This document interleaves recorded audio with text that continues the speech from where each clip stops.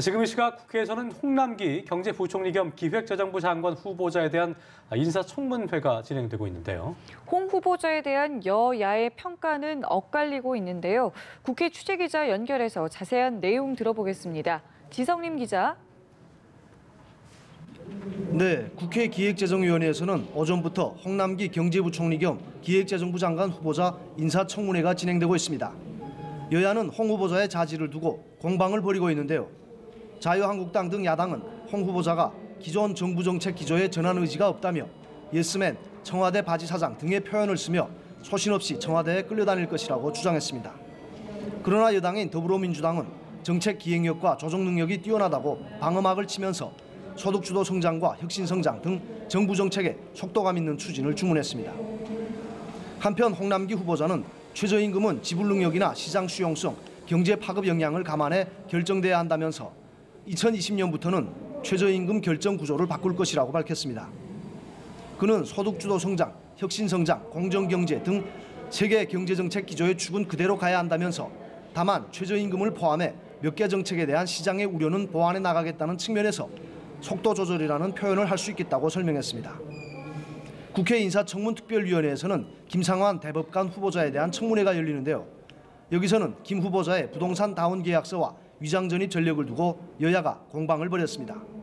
김 후보자는 다운 계약서 작성 등에 대해 안일하게 법관으로서 사려 깊지 못하게 대처한 것에 대해서 국민과 청문위원들께 잘못을 솔직히 인정하고 사과 말씀을 드리고 싶다며 고개를 숙였습니다.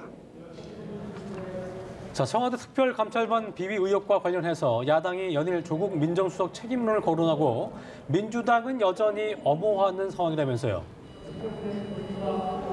네, 한국당은 민주당이 조국 민정수석을 적극적으로 옹호하고 나선 데 대해서 내로남불의 전형이라며 조 수석 사퇴를 재차 촉구했습니다. 한국당 김성태 원내대표는 내부 단속은 안 하고 자기 정치에만 연연없는 조 수석을 감싸고 도는 것이야말로 정치적 행위라며 조 수석을 박근혜의 우병우로 만들지 말라고 꼬집었습니다. 민주평화당도 논평을 통해 지금은 조국 민정수석을 감쌀 때가 아니라고 강조했습니다. 이에 민주당 의원들은 잇따라 조 수석을 엄호하고 나섰습니다. 민주당 안민석 의원은 라디오에 출연해 청와대가 특별감찰반 전원을 통째로 교체할 만큼 파격적으로 수습하고 있는데도 조 수석 사퇴를 다시 요구하는 것에는 고도의 정치적 계산이 깔려 있다며 이는 조 수석을 제물 삼아 대통령의 힘을 빼려는 것이라고 비판했습니다. 네, 예산안 처리가 표류하고 있는데요. 일부 야당들이 선거제 개편을 예산안 처리와 연계해서 난항이 예상이 되고 있다고요. 네, 여야가 이견을 좁히지 못하고 있는 가운데 바른미래당과 평화당, 정의당 등 야3당이 예산안 처리와 선거제 개혁을 연계하면서 전국은 더욱 꼬이고 있습니다. 이들 세 당은 지금 국회 로비에서 연동형 비례대표제 결단 촉구 집회를 열고 농성 중입니다.